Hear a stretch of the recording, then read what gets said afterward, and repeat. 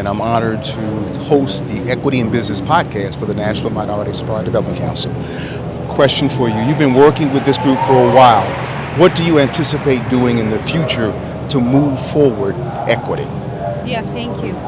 So one of the things I love about the Commerce Department is that even though, of course, we're based in D.C., we have regional offices all over the country, and that allows us to do a lot of place-based work with small businesses and minority-owned businesses.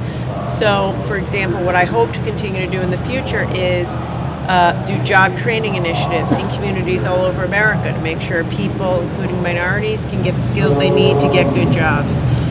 We're making a lot of economic development investments in communities all over the country. We are also bringing broadband to every American, and this is hugely enabling for everybody. Right now, millions and millions of Americans don't even have the internet, or they have it and it's too expensive. So, I could go on and on, but the bottom line is we are making investments to help minority businesses thrive where they are, like in the communities where they are, where they live, and where they want to do business. Hold that. Larry Lee, president publisher of the Sacramento Observer newspaper. You mentioned about creating more access to the internet to millions of people around the country. As we talk about that specific aspect, particularly related to technology and innovation, how are we and how is the department really working to make sure that it's equitably distributed and people have access to particularly innovative careers and opportunities moving forward? Yeah, such a great question. If you look at who starts companies, who's venture capitalists, who gets the venture capital money, it's entirely too white and entirely too male. And that isn't because white men have cornered the market on great ideas. It's because we as a country haven't done a good enough job providing access to capital, access to technical skills, access to opportunity. When I was the governor of Rhode Island, for example, we became the first state in the country to provide computer science teaching in every public school starting in kindergarten. Guess what happened? We saw a huge increase in the number of black and brown students taking the AP computer science test. What I'm doing now with Internet for All, the President told me, make sure every single American has access to high quality, high speed, affordable Internet. So what that means right now, there's, like I said before, there's millions of people, millions of families, schools, small businesses that either don't have or can't afford the internet. You're never going to get a tech job if you don't even have the internet. So this isn't about giving anyone a handout. It's about saying we're going to help you get access to the technology, access to the internet, access to the job training that you need so you have a chance to be successful. And last question.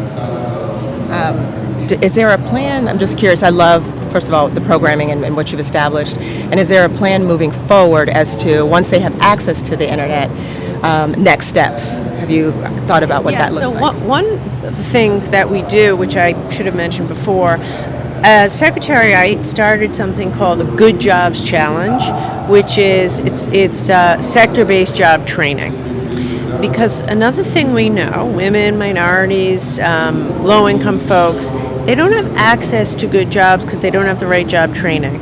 They don't have the right skills. They don't have the technical skills. They don't know where to apply, actually, in many cases. So what we've done is we're putting money out there for coalitions where companies commit to hiring a certain number of people if they're trained in training that we fund. And we call it the Good Jobs Challenge.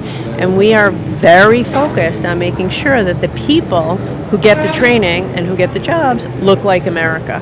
And of all the things we've done, I'm in some ways most excited about that because I've seen it. You see people, they just want, like I say, they just want a chance to get the skills they need to get a good job.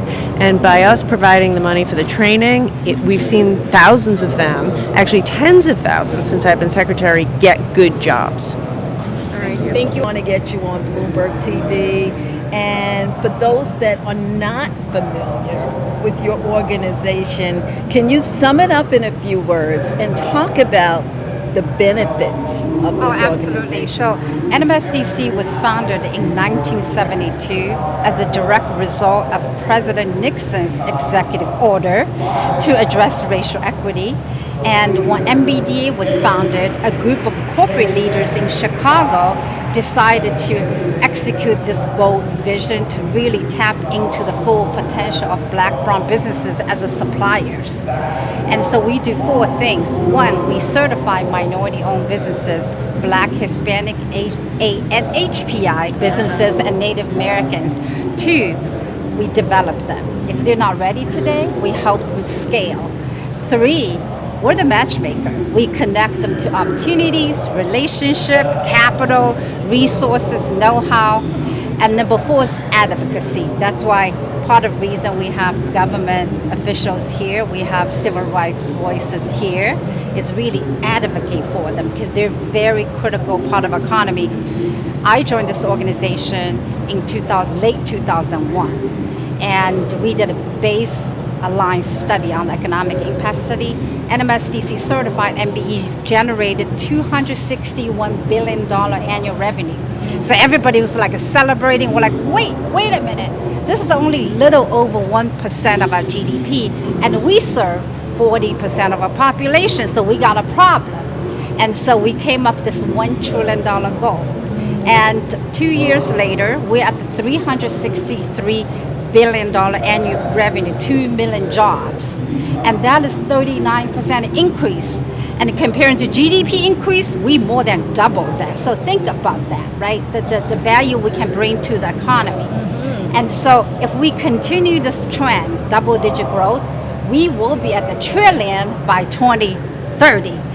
And so earlier, many leaders on the stage talked about that because the racial discrimination has cost the economy about $14 trillion for the last 2 decades. So we're not taking anything away from anyone. We're just adding value to our economy. $14 trillion. So the mindset of abundance is we got something for everybody.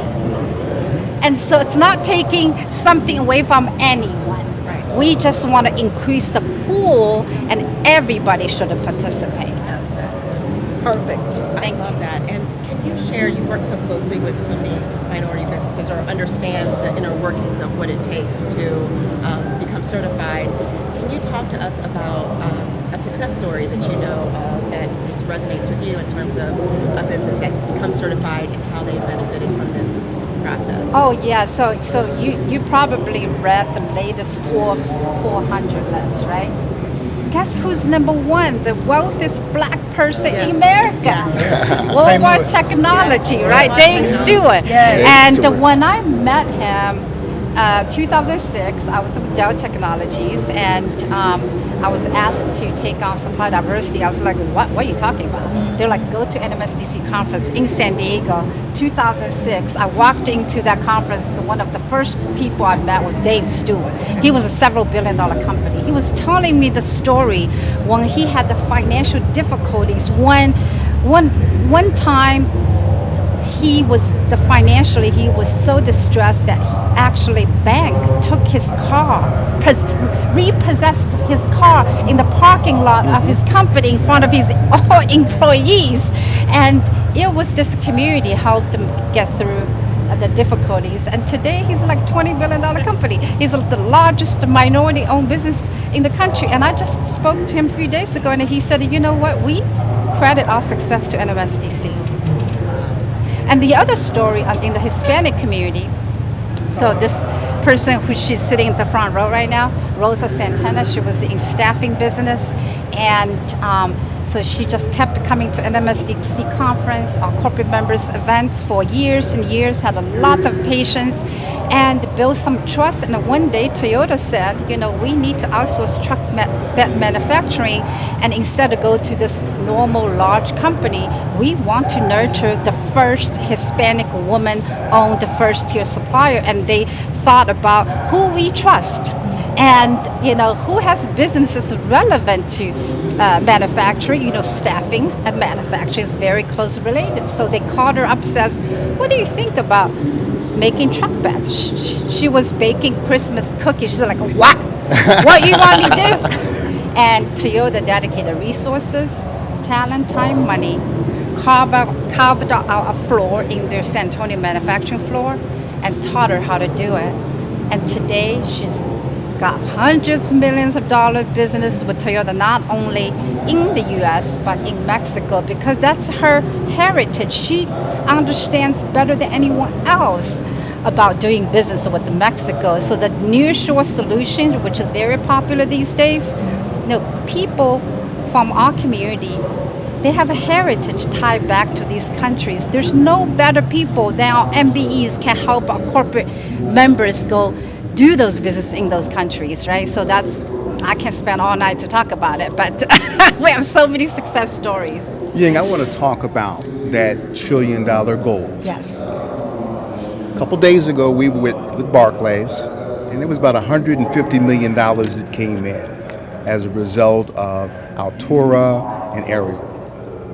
Tell me what you're doing to promote these minority groups supporting you in that $1 trillion goal. Oh, thank you. So you're talking about non-traditional capital, access Yes. to capital. So for years, MBEs relied on debt financing to grow their business.